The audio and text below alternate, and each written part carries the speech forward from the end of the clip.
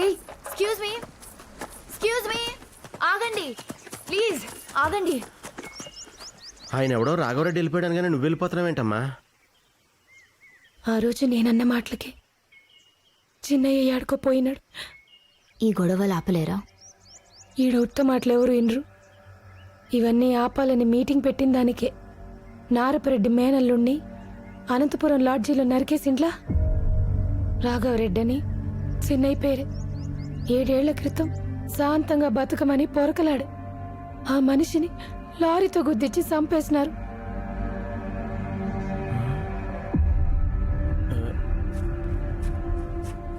పదండి మనం వెళ్దాం. ఏమైంది? అన్ని తర్వాత చెప్తాను, పదండి ముందు ఇక్కడి నుంచి. మాట్లాడుతున్నా కదా. ఏం మాట్లాడతారు? ఈ రోజు మన రాఘవరెడ్డి గారికి కూడా బసిరెడ్డి కొడుకుతో ఇలాంటి మీటింగే. ఎప్పుడు? ఈ రోజే.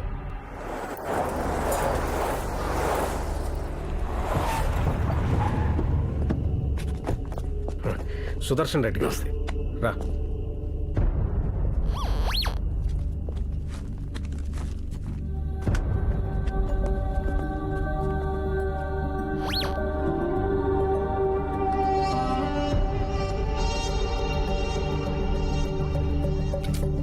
సిగ్నల్ అందట్లేదు.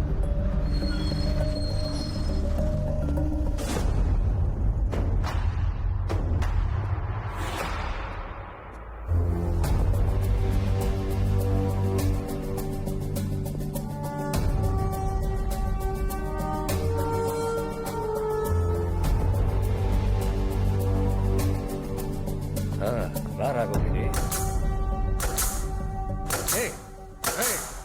ఓ బడికి బా.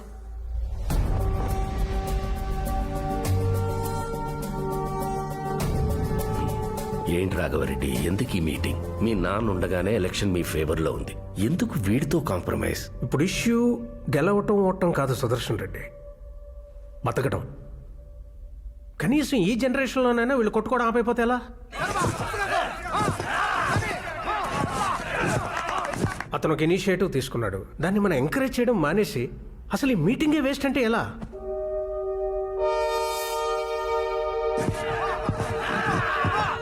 అసలు ఈ మీటింగ్ గురించి బసిరెడ్డికి తెలుసా? ఇంకా తెలీదు. ముందు వీళ్ళు ఏదైనా ఓ అగ్రిమెంట్కి వస్తే. వీడు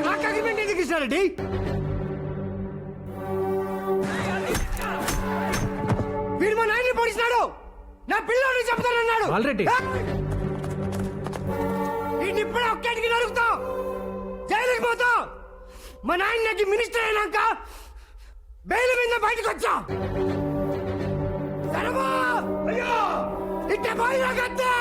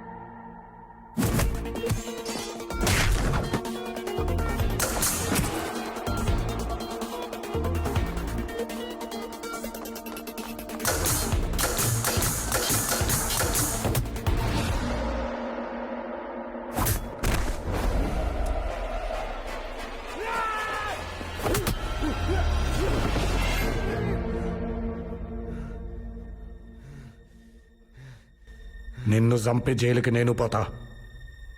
మా అత్త మినిస్టర్ అన్నాక బెయిల్ మీద బయటకు వస్తా. ఈ ఆప్షన్ నీకే కాదు, నాకు కూడా ఉంది.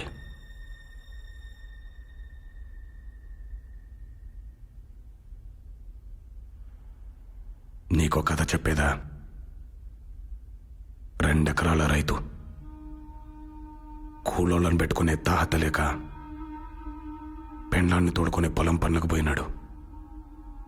వాణ్ణి కానీ 6 ఏండ్ల పాప ఇంటికాడనే ఉండి సంవత్సరం కూడా లేని తమ్ముడిని సముదాయిస్తాండది. ఏడిచినాడని ఎండలో ఎత్తుకుని తిరిగిందేమో. మా పటేళ్లకు జ్వరం కాసింది. పార్టీలు కొట్లాటలతో బాంబులు వేసుకుని ఊర్లాయే. పొద్దుకోకినాక బస్సులేడ తిరుగుతాయి బాలరెడ్డి. 10 మైళ్ళ దూరం ధర్మాసుపత్రి.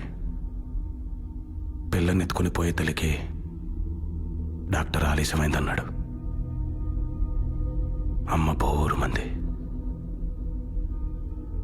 ఇదే కథ తిరగమలిచి చెప్పేదా? 2 ఎకరాల రైతు, కరెంటు నీళ్లు దండిగా ఉన్నాయి.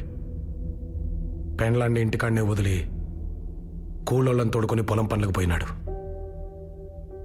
అమ్మ ఇంటికాడనే ఉండి పెళ్ళుండి చూసుకుంటాండే. పాప బడికి పాయ్.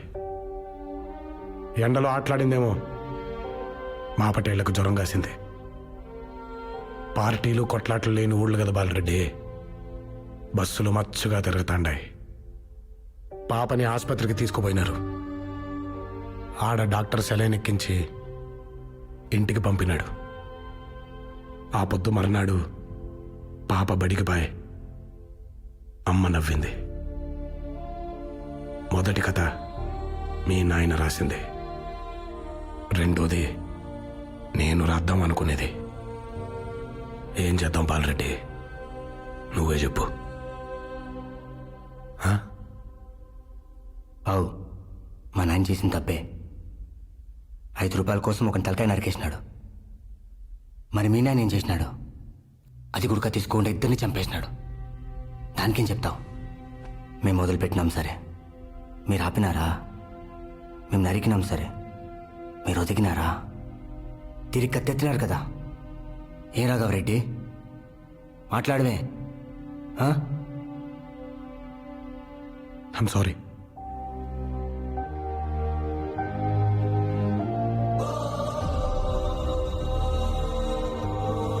ఇక్కడ లేని మా నాయన తరఫున ఇక్కడికి రాని మీ నాయనకు క్షమాపణ చెప్తాండా.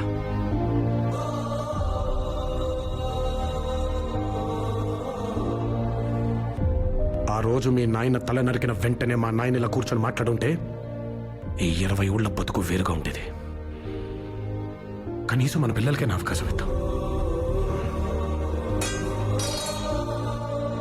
ఈ పీస్ తాలూకు కాస్ట్ ఓ 5 ఏళ్ళు, ఒక ఎమ్మెల్యే, ఒక మినిస్టర్, నాకోకే. నేను నిలబడినాం, నువ్వే గెలు. ఇదంతా ముందే ఇంటికి మాట్లాడేది రాఘవరెడ్డి. పోయిన తూరి 2 బళ్ళు వేసుకొచ్చినావు బాలరెడ్డి. మాట్లాడినా. ఈ తూరి 4 బళ్ళు వేసుకొచ్చినావు. అందుకే కొట్టి మాట్లాడుతాండా. యుద్ధం చేసే సత్తా లేనోడికి శాంతడిగే హక్కు లేదు. నా ఫోన్ నంబర్ ఆయన కాడుంది, మెసేజ్ చెయ్యి. నీ ఆన్సర్ ఎస్ అయితే నువ్వు ఎమ్మెల్యే అయినాక ఊరేగింపుగా పోయి మీ నాయనని కలిసి వద్దాం. నో అయితే పూలెందల పూలంగళ్ళ కాడ నుంచి కడప కోటిరెడ్డి సర్కిల్ దాకా, కర్నూలు కొండారెడ్డి బుర్జు కాడ నుంచి అనంతపురం క్లాక్ టవర్ సెంటర్ దాకా, బళ్ళారి గనుల్లో దాంకున్న బెలగం పొనాల్లో పండుకున్నా వదలా. తరుముకుంటా వస్తా, తలకాయ కోస్తా.